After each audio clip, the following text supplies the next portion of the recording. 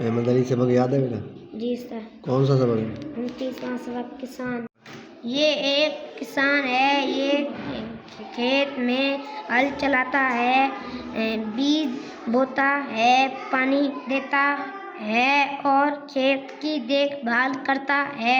جب فصل تیار ہو جاتی ہے تو اسے کاٹتا ہے۔ یہ کھیت میں گیہوں کیا ہے؟ یہ